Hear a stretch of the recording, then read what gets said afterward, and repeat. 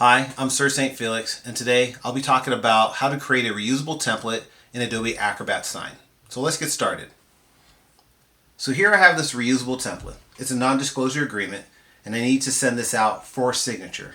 And what I want to do is I want to make this agreement available for all my users who has an Acrobat Sign. So my agreement is pretty much ready to go. I have my verbiage and I have a place where I'll have signatures for my first and second party. And again, this is just a sample template, but what you would use is any of your non-disclosures to create reusable templates within Acrobat Sign. And so now I'm going to jump into Acrobat Sign, and the first place I'll go to from the home screen is the area where it says create a reusable template. So there's three areas to note when you're creating a reusable template. First, we have our template name. Then we have the actual file itself. And then over to the right hand side, this is where you have your template type as well as who can use the template. And so let's talk a little bit about the template type. So the template type has three different options. One, a reusable document. Two, a reusable form field layer. Or three, both. So a reusable document is just basically taking that document that you just saw and making that available for reuse within Acrobat Sign. Now, if it's just a reusable document with no form fields, that's all it is. Which brings me to the next section, the reusable form field layer. So let's say, for example, the actual document is in different languages, but where the signature fields are, those are the only things that need to be, changed. Here you can actually just use a form field layer to apply over the document that comes in various different languages, but it's going to use the same form field. Or you can do both, where you have the actual document along with the form fields ready to go. And so for this demo, we'll have both the reusable document and form field layers selected as I select both. As far as who can use the template, this is where you're going to allow individuals in your group. And so if I have different groups set up, I can have different individuals in my group. If I'm the only one that wants to use the document, then I can just select only me. Or if I want everyone in my organization to be able to use the document, then that's what I would select.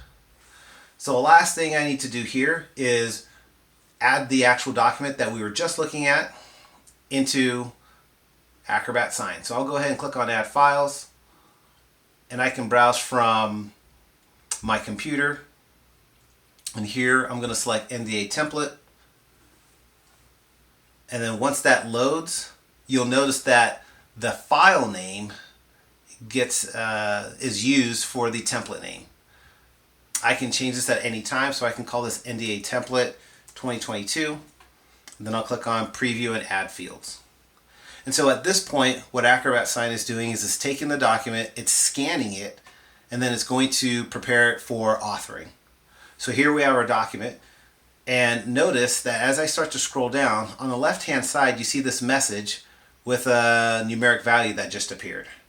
What it's saying here is, as the document was being scanned, it detected that there are some form fields that Acrobat Sign needs to add. And so if I click on this message, automatically these form fields will be added to the areas where I need a signature, a name, and a date.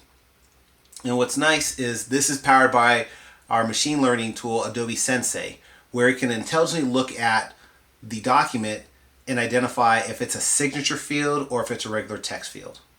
So the only thing I need to do here is just make sure that all my users have the right assignment. So for the first party, it's assigned to participant 1.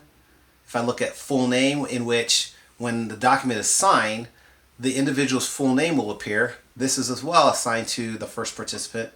And then last, we have our date field that's assigned to the first participant. Now down below, I'm going to need to make an assignment to our second participant. And what you're going to notice automatically is that the color of the field will change. This helps you visually see who's going to actually sign the agreement and which party. And so my first party will be signing in the areas where it's yellow, and my second party will be signing in the area where it's tan.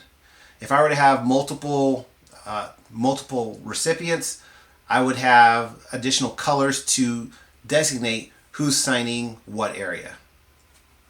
Once I'm done with adding the form fields, I can click Save, and that's all there is to it. And that's how you create a reusable template in Adobe Acrobat Sign. I hope this was helpful. Thanks for watching.